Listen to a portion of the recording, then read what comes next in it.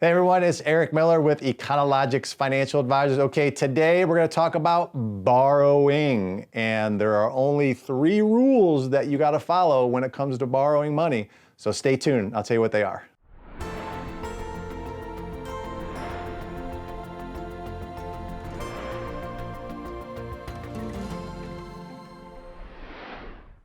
Okay, so the subject of debt and borrowing comes up a lot.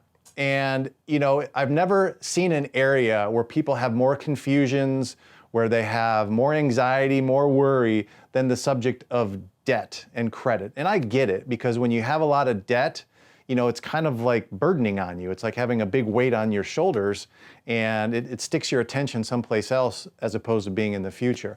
So I want to mitigate that effect that it has on you. And I want to give you the 3 basic rules of borrowing money. Because look, there's good debt, there's bad debt, there's productive debt, there's unproductive debt. And I want to make sure that you know the difference. But there are just 3 basic rules that you need to follow. So let's get into number 1. So if you are going to borrow money, the first rule is that whatever you're borrowing the money for has to create you income. So whatever you're going to borrow for, whatever asset, whatever business, whatever investment, it has to create you some kind of an income flow. So that's the first rule of borrowing, it has to create income. Secondly, it has to provide some kind of a tax deduction. So if you're going to borrow money, you're most likely going to be paying interest. So you want to make sure that that interest that you're paying is tax deductible. That's the second rule. The third rule is that whatever you're borrowing for, that asset or investment must appreciate in value in some way, shape, or form. And if you can follow those 3 basic rules of borrowing, it will cut through all the confusion on whether or not you should borrow for this or borrow for that.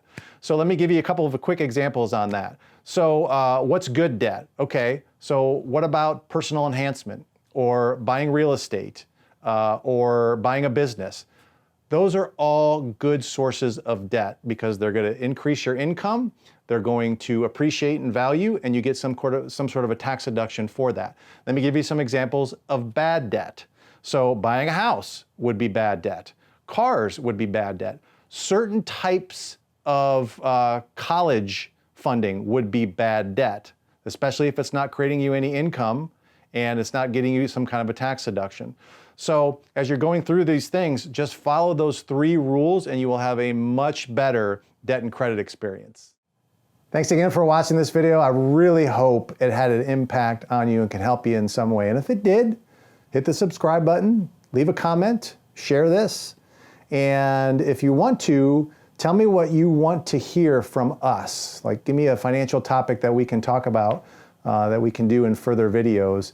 And what I really want you to do, most importantly, I want you to take some action. I want you to contact us, contact an econologic specialist, schedule an appointment so that you can start your road towards financial improvement. It's not going to happen by itself. You need to take some action, and we're definitely here to help you. So thanks again for watching. We'll see you later.